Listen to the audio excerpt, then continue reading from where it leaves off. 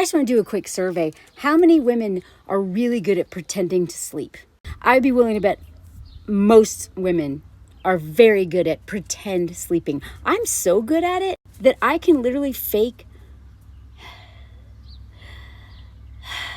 I'm also really good at pretend not crying. I can hysterically cry without moving a muscle. And all of that is because of so much trauma. So much sleep trauma. I swear to God. So this is one of my mutuals. If you're not following her, please do. She's amazing. So many times men have pulled something on me while I was sleeping. Most of the time they knew exactly what they were doing. Some of the time I genuinely believe that they were asleep. I went on a skiing trip in college, and it was a bunch of friends. And I like split a bed with a guy, and he kept like trying to grab me and cuddle me and stuff. And I was like, hey, what are you doing? And he's like, body inspection, blah, blah. And finally I was like so sick of it that I just slept on the floor. And in the morning, everyone was like, why are you on the floor? And he was like, yeah, why are you on the floor? Did I kick you out? And I was like, no. And he's like, what? And I was like, you literally kept touching me and saying you were doing a body inspection. And he was legit horrified. Now, if I wasn't already friends with this man, I would have thought he was full of crap. Because a lot of men will pretend to be asleep so that they can violate you and then play dumb.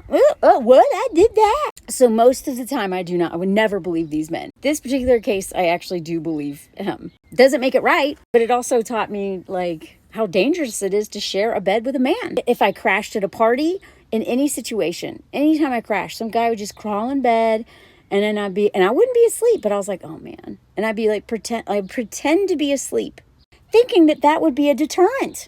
No, in fact, that was like the opposite of a deterrent. I remember one guy in particular, him being like, hey, are you awake? And I just remember sitting, like my back was to him and I was on my side and I was like, oh God, why is he asking me that? And so I just was like, keep pretending to sleep, right? And he asked me a couple times, are you awake? And I kept pretending to sleep, and that's exactly when he made his move. Y'all would not, I don't think people realize just how many men are grapists or wannabe grapists. And the only thing that stopped them was a woman who was pretending to wake up, being like, I remember several times just being like, what? Oh no.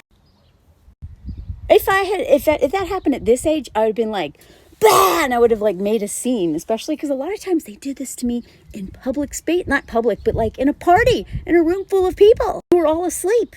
I've had so many friendships with men end over this crap. Several close friendships. I've had so many guy friends, and now I know that it was really stupid to trust most of them. I do believe that men and women can be platonic. We can have platonic friendships.